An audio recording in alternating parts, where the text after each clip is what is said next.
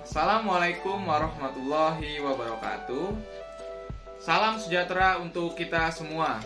Perkenalkan, nama saya Sandi Pratama dengan NIM 0711518070 dari kelas HE 18X, Program Studi Ilmu Hukum, Fakultas Hukum, Universitas Al-Azhar, Indonesia. Pada kesempatan yang berbahagia ini, saya akan memaparkan materi mengenai pajak di dunia internet secara internasional dan hubungannya dengan perdagangan elektronik. Dari mata kuliah Hukum Perdagangan Elektronik yang diampu oleh Ibu Dr. Maslihati Nur Hidayati, SHMH. Baik, langsung saja kita mulai materinya. Pajak di dunia internet secara internasional dan hubungannya dengan perdagangan elektronik. Berdasarkan Undang-Undang Nomor 28 Tahun 2007, perubahan ketiga atas Undang-Undang Nomor 6 Tahun 1983 tentang ketentuan umum dan tata cara perpajakan menerangkan bahwa pajak adalah kontribusi wajib kepada negara yang terutang oleh orang pribadi atau badan usaha yang bersifat memaksa berdasarkan undang-undang dengan tidak mendapat imbalan secara langsung dan digunakan untuk keperluan negara bagi sebesar-besarnya kemakmuran rakyat. Jadi pajak di sini pengertian dengan sederhananya yaitu pungutan wajib dari rakyat kepada negara. Pembayaran pajak ini berwujudan dari kewajiban kewarganegaraan dan peran serta wajib pajak untuk secara langsung dan bersama-sama melaksanakan kewajiban perpajakan untuk pembiayaan negara dan pembangunan nasional. Ada beberapa fungsi pajak, yaitu yang pertama, fungsi anggaran. Pajak adalah sumber pendapatan paling besar di banyak negara. Manfaat pajak untuk membiayai semua pengeluaran negara seperti gaji pegawai, gaji tentara, pembayaran uang utang pemerintah, dan membiayai pembangunan. Yang kedua, dari fungsi regulasi. Pajak juga digunakan pemerintah sebagai kebijakan negara atau yang biasa disebut dengan kebijakan fiskal. Yang ketiga, fungsi stabilitas. Dengan adanya pajak, pemerintah memiliki dana untuk menjalankan kebijakan yang berhubungan dengan stabilitas negara, sehingga inflasi dapat dikendalikan. Yang keempat, fungsi pemerataan. Digunakan untuk menyesuaikan dan menyeimbangkan antara pembagian pendapatan dengan kebahagiaan dan kesejahteraan masyarakat, termasuk pembagian antar pemerintah daerah.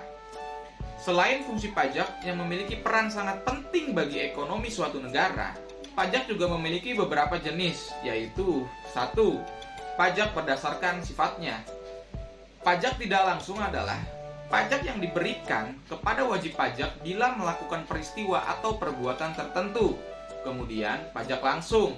Pajak langsung ini adalah pajak yang dikenakan pada wajib secara berkala, baik perorangan maupun badan usaha.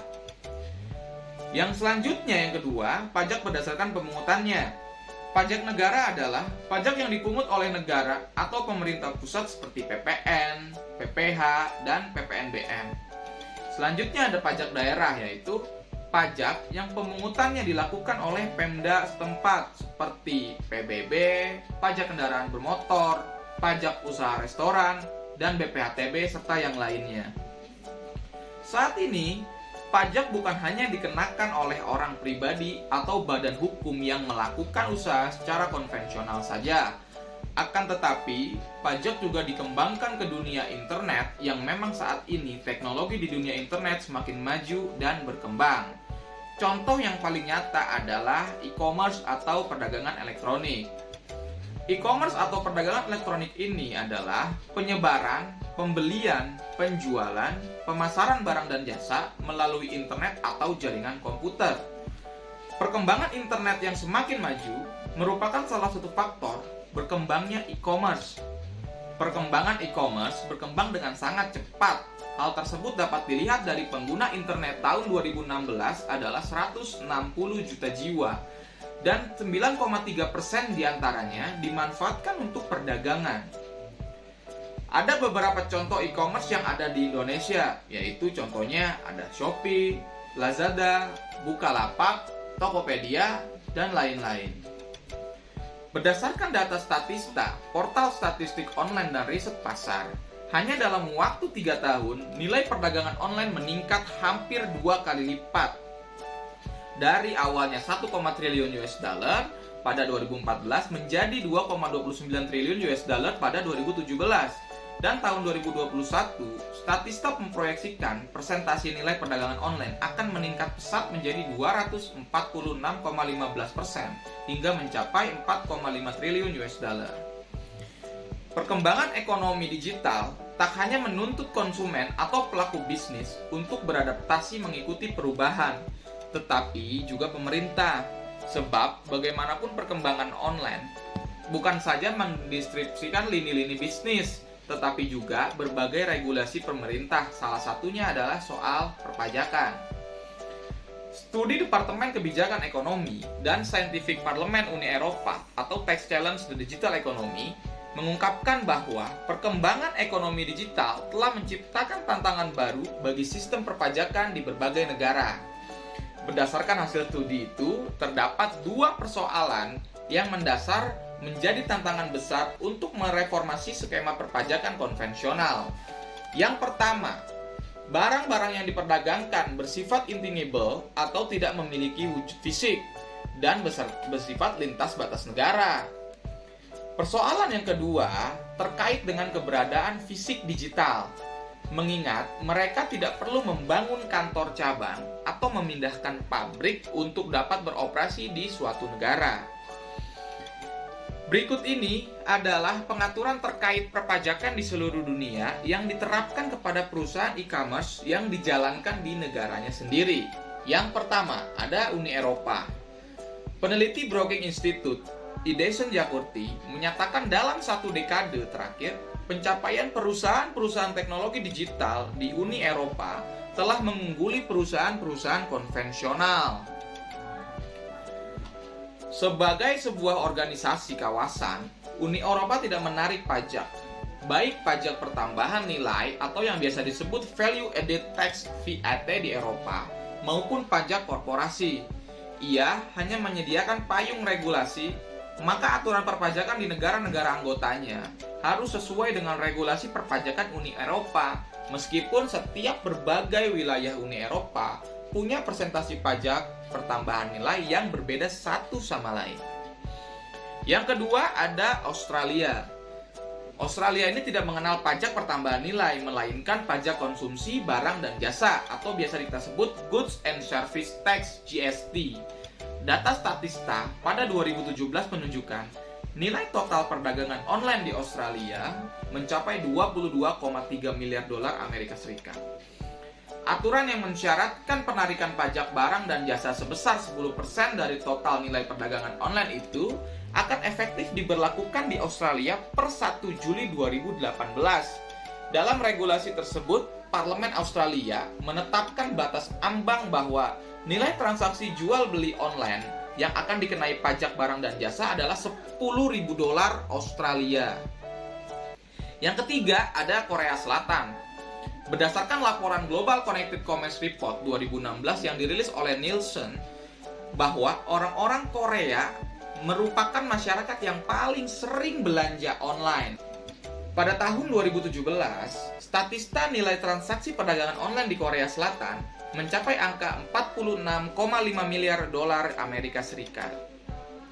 Yang keempat ada India. India menerapkan jenis pengumumkatan lain di luar pajak penghasilan atau PPH. India menerapkan Equalization Level Rules atau EQL. Berdasarkan sistem EQL ini, subjek pajak dalam negeri atau badan usaha tetap atau BUT, subjek pasar luar negeri di India dikenai pungutan sebesar 6% dari nilai kotor yang dibayarkan atas transaksi antar bisnis yang melebihi batas tertentu. Lalu selanjutnya ada Tiongkok.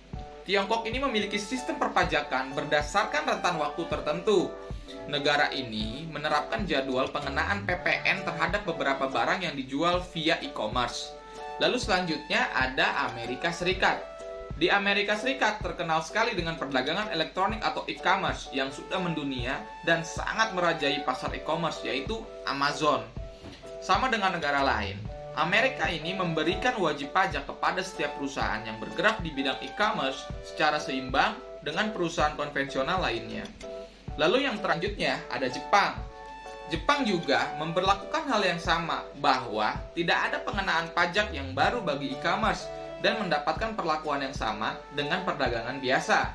Untuk pengawasan kepatuhan pajak terhadap e-commerce, otoritas perpajakan di Jepang membuat suatu khusus yang disebut dengan PROTEC atau disebut Professional Team for E-commerce Taxation. Tim yang dibentuk pada setiap kantor wilayah ini memburu pelaku usaha e-commerce yang tidak melakukan kewajiban perpajakannya. Lalu selanjutnya yang terakhir yaitu ada Indonesia. Saat ini pemerintah Indonesia sudah menerbitkan peraturan Menteri Keuangan dengan nomor 210/PMK 010/2018 tentang perlakuan perpajakan asas transaksi perdagangan melalui sistem elektronik. Pemerintah tidak menetapkan jenis atau tarif pajak baru bagi pelaku e-commerce. Mulai berlaku efektif pada 1 April 2019. Dari Direktorat Jenderal Pajak akan melaksanakan sosialisasi kepada para pelaku e-commerce, termasuk penyedia platform marketplace dan para pedagang yang menggunakan platform tersebut. Melihat dari aturan perpajakan yang diterapkan di berbagai negara dunia, termasuk Indonesia, bahwa pemerintah tiap-tiap negara mengatur dengan serius terhadap adanya suatu perkembangan zaman yang saat ini sedang tren dan mendunia. Pemerintah harus dapat melihat peluang bahwa apapun yang dilakukan oleh seseorang pengusaha, baik itu secara konvensional ataupun e-commerce, tetap pajaknya disesuaikan. Karena pajak merupakan hasil pendapatan pokok tertinggi terhadap suatu negara, dan efek dari pajak adalah pembangunan yang merata agar dapat membuat suatu negara menjadi lebih maju.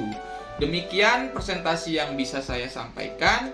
Terima kasih sebelumnya. Assalamualaikum warahmatullahi wabarakatuh.